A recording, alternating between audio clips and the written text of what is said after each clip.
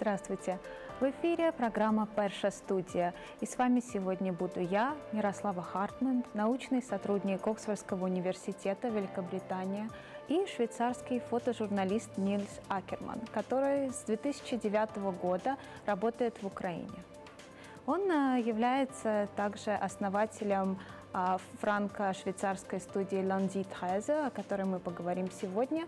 И на этой неделе выходит его новый проект «Белый ангел» или «The White Angel», проект, который следил за жизнями подростков из города Славутич на протяжении 3 лет. Именно сегодня об этом мы поговорим с ним.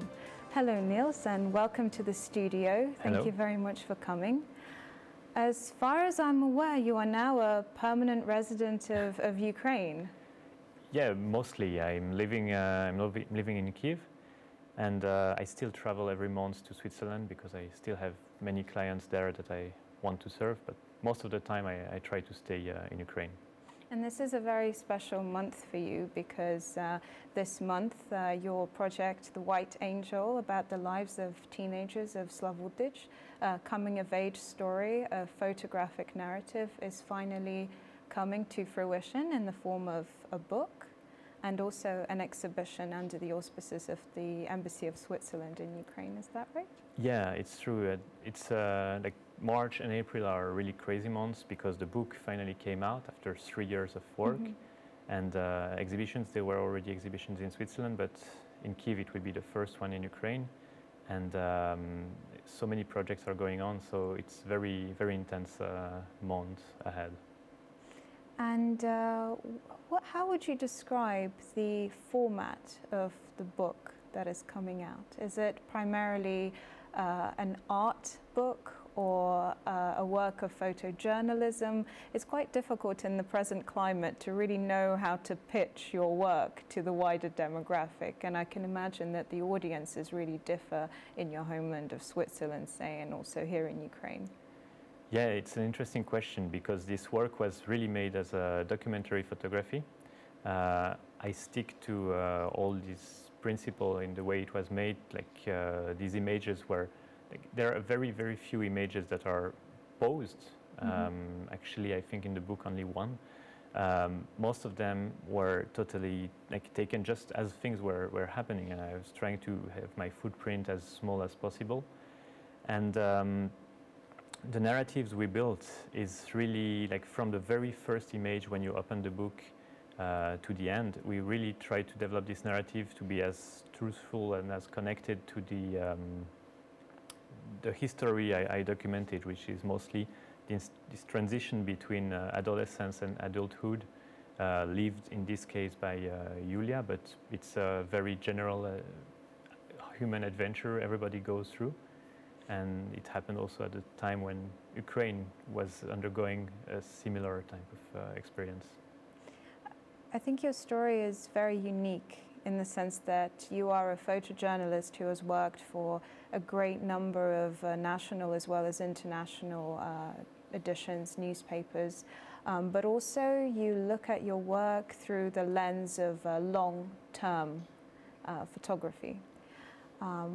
What was your objective in putting this project together? It's true. When I started this project in Slavutic, I knew from the very beginning, I knew, okay, if I do something there, it will be at least for 2 years, or approximately for 2 years.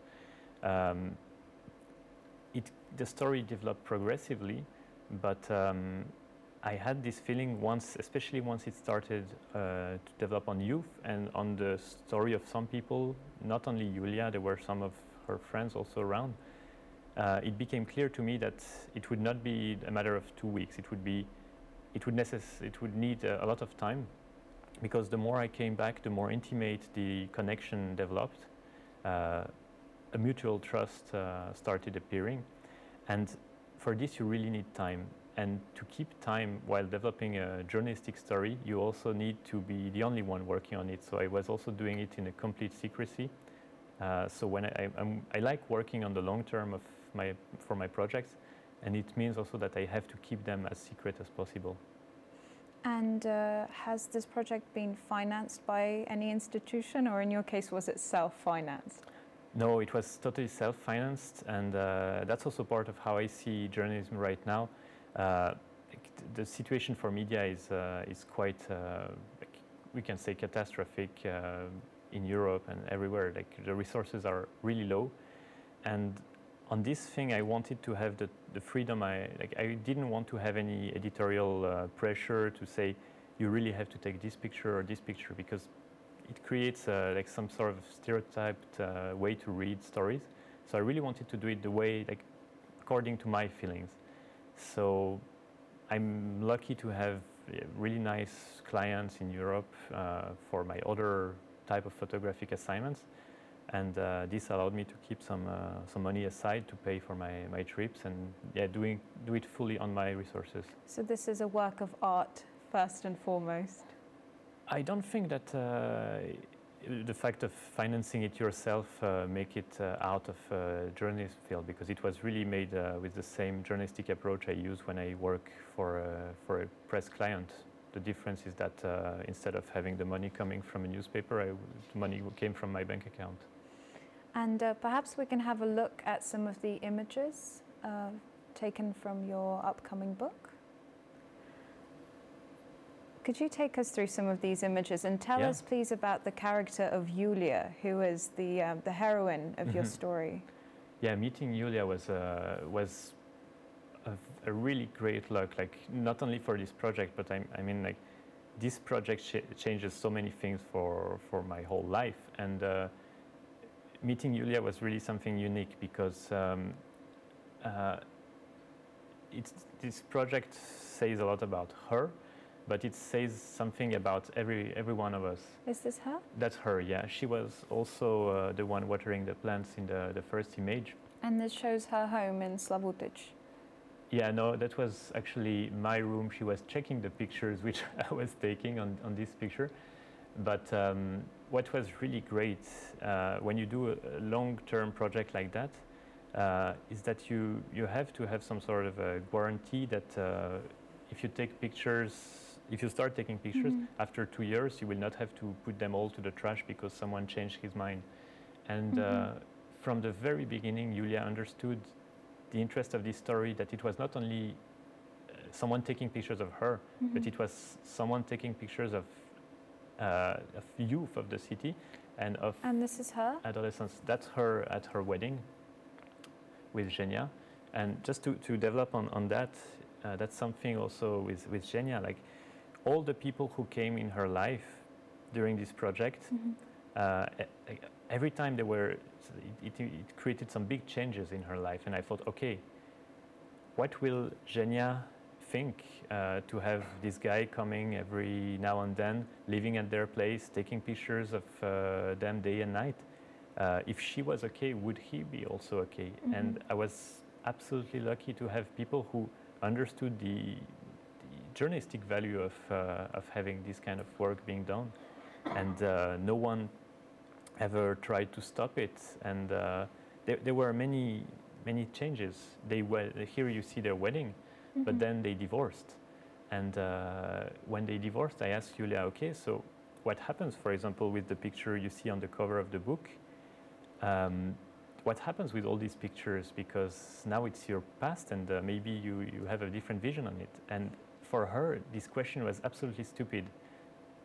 She said, no, like on the book you have pictures of me kissing other guys before I met Genia. It's my past. Now my life is changing, but you document this, so why changing anything? And it showed to me how well she understood this, and it's really precious to me. To me personally, if we could just go back to the previous image, if we can see the wedding photo again. The white angel really is the symbol of Slavutic, but also a metaphor of Julia's own story. Yeah, this white angel is a bit of a provocative title because it's the title, it's the symbol of Slavutic city. And in the book, I put some appearance of elements reminding of an angel or white angel. And the idea is also to raise the question: is this girl an angel or not? And like her life is, like, some people, especially now I see in Slavutic, try to judge it. Is she an angel? Is she a good ambassador for the city or not? And I think she's just a normal human being. When you're a teenager, you're a bit like, you have a crazy view on life with lots of dreams. And when you grow up, you become more factual, pragmatic. And that's exactly what happened to her, as it happened to most of her friends. And I wouldn't say that she's an angel. In the book, in the text from Gaëtan Vanet, you can also discover more about this mysterious angel, which is a strange symbol associated to the city. For me, photographically, this angel became some sort of a marker of boredom. You see it, I don't know if we have the picture of this angel lying in the garage, but that was one of the first pictures when the project started seriously. I saw on contact that the angel was waiting for its pedestal, and while waiting, they put it in a garage. Here you can see it. And of course, the tires now are symbolic very much of the Euromaidan protests, but this was taken before. That was taken in 2012. But when I saw like a cell phone picture of this angel, it seemed so strong to me in terms of symbols. When you want to do things but you cannot achieve them because you lack some resources or whatever, and they end up half fantastic and half failed. For me, there were so many symbols in this picture. I had to see it, and that was one of my first emotional attachment to this city of Slavutic. Now, like very briefly after I took this picture, they started building the pedestal, and now it's in the center of in the central square of the city. Let's talk about another pedestal that is now standing in the center of Kiev, the pedestal where Lenin's statue stood until it was toppled in 2013. You were there when it happened. Yeah, I started covering Euromaidan very shortly after it started. I studied political science also. I didn't study photography. At the university, I studied political science. And when I had to write papers about campaigning strategies or stuff like that, I really liked to work on Ukrainian politics because Swiss politics is super interesting, but it's very neutral. Well, Ukrainian politics, you can do basically everything. And when I saw the first images of Maidan around November 21st, it looked like nothing that happened before, because you had these banners printed with a normal laser printer, fixed with tape. Not hundreds of flags similar, produced industrially. It was and that signified that it really was a grassroots people's movement. And for me, it was really meaningful to see that something, from the civil society emerged. So I arrived in Kiev on the 23rd of November. And I booked the return ticket on the 30th, thinking, okay, either he signs the Vilnius deal or not, but like whatever happens on the 13th, it will be finished. You covered the elections in 2010, if I'm not mistaken. So Yanukovych was a figure that you were already familiar with in a completely different context. How did the two contexts compare? Did your previous experience of covering the political situation in Ukraine bring more of an understanding to what was happening during the Euromaidan protests, or did you feel like you were into completely different realities? I think like when you saw a bit of Ukrainian politics before Maidan, nothing of what happened during Maidan was nothing was explainable. Every week there was a new horrifying surprise. I saw some protests or like some parades of Svoboda and stuff like that in 2010, and I was surprised by how calm and disciplined it was. People working from the beginning of Crescentic to the end, or all these protests where people are paid for, organized by both Butte and Party of Region. And when people don't come to pay, after some time, they just went home very calmly, without breaking anything. It was so calm and even a bit disappointing.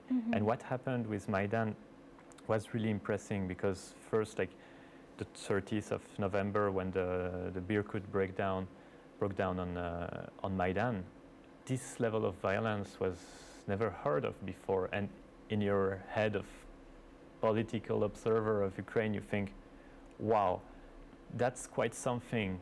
And that's probably the highest level of the highest intensity we will reach.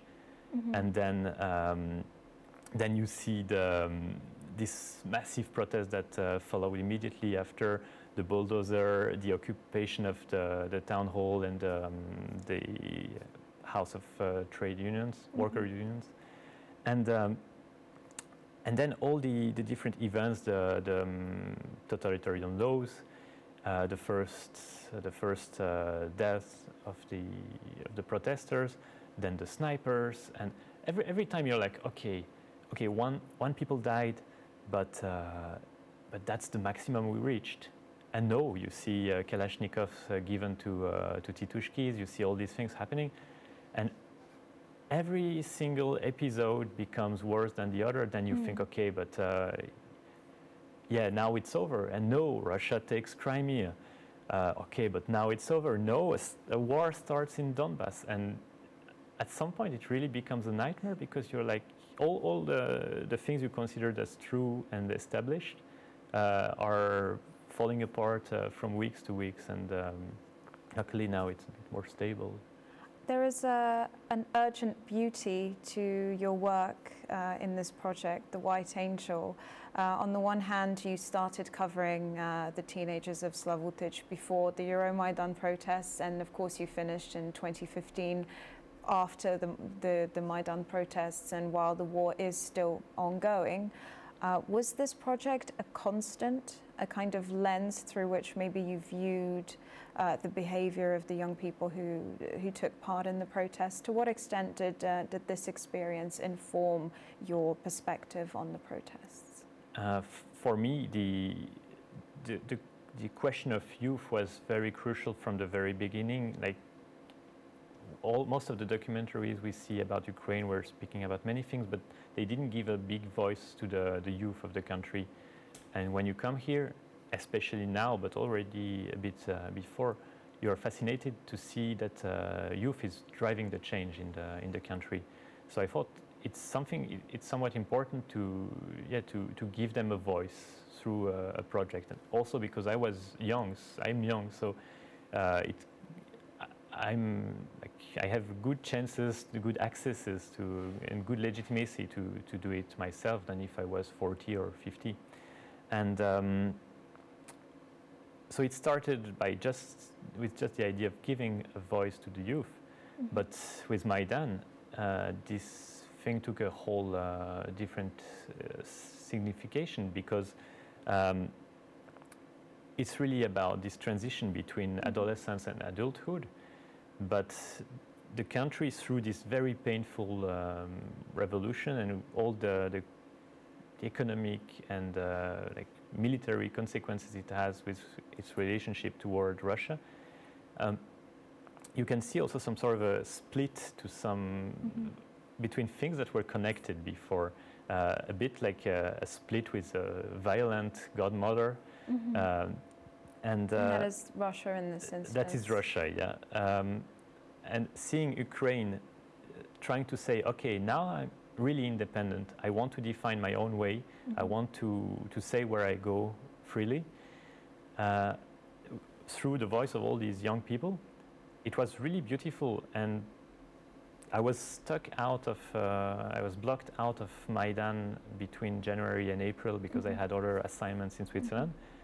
And I thought, okay, I have to also connect this, because this story on teenagers, it's happening at the same time, and there are some sort of parallels I was trying to elaborate between these teenagers becoming adults and this beautiful country gaining some more independence and more freedom.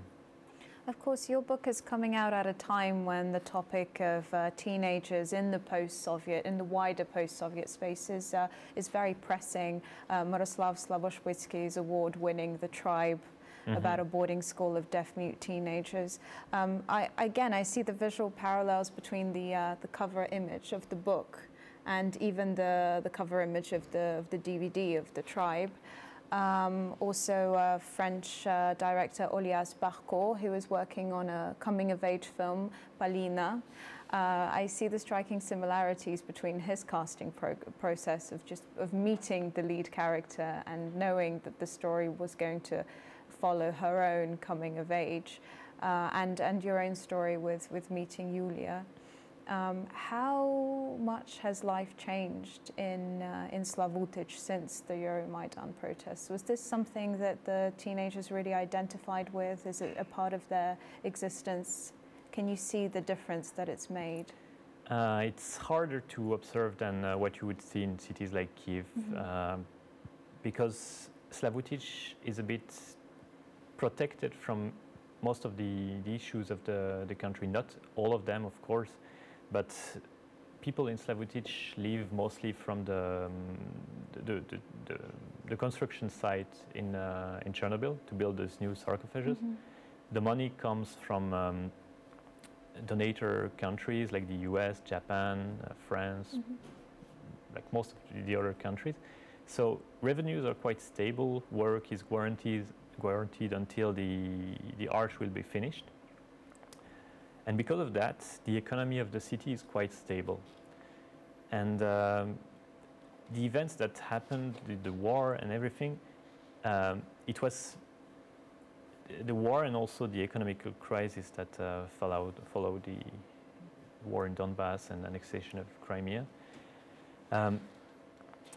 It affected the city, but I think much less than what I saw in Kiev or other places. And at the same time, they also had some fears because Slavutic is quite close to the Russian border, and also because of the connection to Chernobyl, it's a very strategical city. So if Russia wanted to do something there, it would have been also an interesting place for them. So they had some fears, but they didn't live it exactly the same way as what we see in Kiev. I think it's very important to refer to a recent blog post of yours for Le Temps, if I'm not mistaken, about the fact that in Ukraine, political parties don't seem to have ideologies. They seem to be very personality-oriented, whereas their ideologies are interchangeable, except when it comes to the notorious far-right parties, Svoboda. How is Ukraine viewed in Switzerland currently? When you go to Geneva for assignments or for various other projects, how are you perceived? Because in recent months, you've become a sort of self-styled cultural ambassador for Ukraine because you want to bring a new perspective onto Ukraine and you want to challenge the stereotypes that prevail both in the foreign press but also the international press. And that's actually the thing I'm trying to do with this blog on Le Temps. They constituted a team of bloggers on many different topics. And the goal of my own blog there is to tell Ukraine through a different perspective. Not only the articles you see on the newspaper, which would always be about some salient issue like prime minister being kicked or whatever. It's more about the cultural experience of a Swiss living in Ukraine, and there are so many things to learn from both sides because I'm always fascinated by all the things I learn about this difference of life. And like when I say that I'm living in Ukraine to my Swiss friends, the first question they have now is it safe? Because people don't really imagine the distance between Kiev and Donetsk, and when we speak about Ukraine now, it's about war, except for this work. But what was it before? Before the war, before Crimea, before the protests, what was the image of Ukraine there? Before Maidan and everything, the image of Ukraine was some sort of like Russia-like. So people put it usually in a group like this region, like it's everything like Russia. They don't differentiate much, and before Maidan, there was also the stereotype of, not stereotype, but there was the feminine thing. So people knew Ukraine through Timoshenko and her braid, through the famine, through Chernobyl, and a bit about corruption if they were a bit more picky. And it's one thing that was a bit frustrating for me, because it's always very trying to oversimplify. And Timoshenko, for example, was depicted in Europe as some sort of a political martyr. There was this ridiculous thing with Madonna putting a picture of her at her concert. Here you see a much more nuanced vision of her, and when she came out she was freed from jail right after Maidan, we could see that the opinion here is not totally supportive to her. And in Switzerland, in Europe in general, people were often very interested about her, because she was very mediatic, but without understanding exactly what was behind her.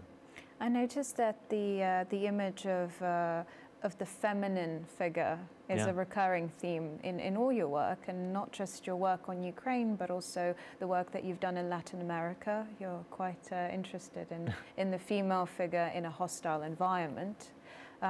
What can you say about your observations of Ukrainian women?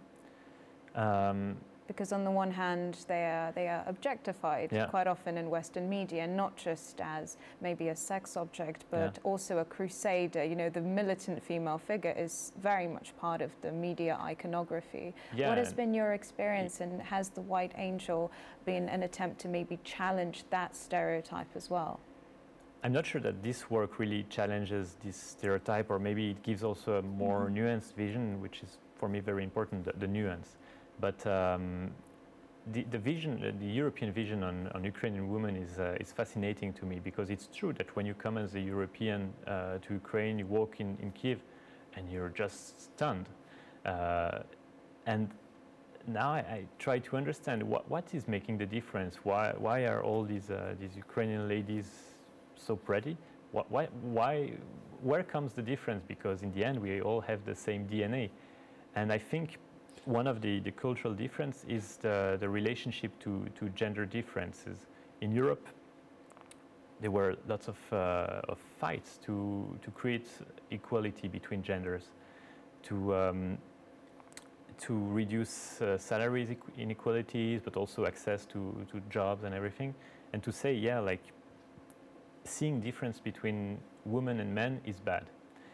This was first for the access to work or the role within the family, but it also expands to things like the appearance, the clothing style, for example. If you dress too manly in Europe, you would like a Rambo guy, or you would look ridiculous. And if you dress too femininely as a woman in Europe, people would associate it to the register, to the language of seduction. And therefore, these differences are neutralized as much as possible. We have men not too manly and girls not too feminine in the general public sphere. And here, I think that the gender differences are valued.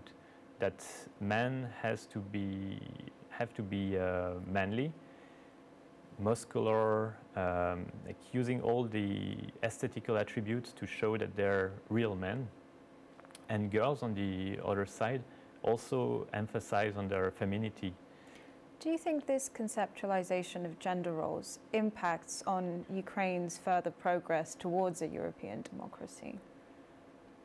I think now we are seeing a huge scrambling of all these values, because Ukrainians travel a lot, many study abroad, and they have to play with many different languages. This visual style is being a bit challenged by some fashion styles, the hipsters and everything. And women are gaining positions in many places of the society. sometimes I see some people playing also a bit with it, like some ministers or some important politicians, where they really have to put women to show how progressive they are, and sometimes you feel it's more honest, a honest approach. It's a big period of change, and it will be interesting to see how it will affect the style or the relationship to these gender views on femininity and manliness. I wanted to go back to the fact that you have a background in political science. At the back of the book, of the photo book, we see what looks a lot like an academic article with a little inlay with a translation into Ukrainian. And the foreword is by a Russian language Ukrainian writer, Andrei Kurkov. Why did you choose to approach him? Of course, he is known widely, he is known all over the world as the Ukrainian writer who writes in Russian, who has been translated into very many different languages. How did your working relationship with him start, and what do you feel it brings to the project? It was for me really an old dream, because I don't read as much as I would like to, but and I have a very little patience, and most of the books I start, I never finish them. I think it's very brave for you to confess this. I know, and I'm fascinated to see how many people are reading in Ukraine. When I go to the metro, it's really pleasant to see. And when I started the Penguin, many people told me, "Yeah, you love Ukraine, you should read the Penguin." And I saw an amazing story. I couldn't stop reading it, and it was the first book in quite a long time I finished without having any feeling of boredom or whatever. Kurkov's view on the paradoxes of Ukrainian is really interesting, because he describes them in a very intelligent and deep manner, but without any kind of mockery. It's very respectful, but at the same time it's also very crude. And knowing his language, I wondered, okay, how would he approach or describe this youth of the city? The city is very special. The youth is also a very special audience. It was my little fantasy to see his words describing this universe. And when I started working with the publisher Noir sur Blanc, we discussed about the book, and I confessed that my dream for the foreword was to ask to Kurkov, and they said, it's cool. We work with him in Poland and different places. They asked, and he was okay. And I thought, okay, he would write something about the city, but without knowing it much. And actually, he went there, and his foreword are fascinating, because he tells the story of the atmosphere in Kiev during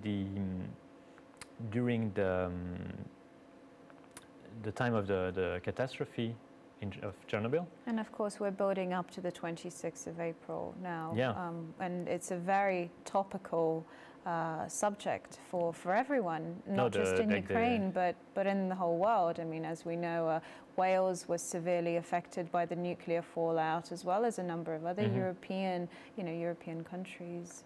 Do you feel that bringing Kurkov into this project would help to pitch your book to a wider audience, maybe also to a literary audience, and not just to those who appreciate photojournalism?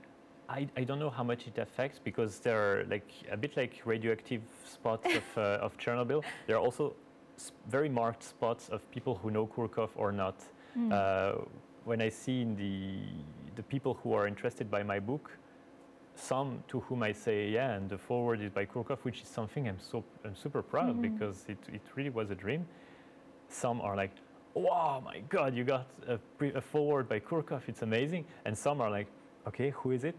And I don't know exactly how much it impacts the visibility or the access to the book. In terms of intertextuality. But the content he brings, for those who will read the book, I think it's really fascinating, because I learned things about this atmosphere in Kiev, and then he also describes the genesis of the city of Savutich, because he was there when they built it. And having his words to describe this super crazy atmosphere in Kiev and the appearing of Slavutich, it's really captivating. Were you inspired by other Ukrainian writers or artists or photographers, perhaps? Yeah, I really like the work of some photographers.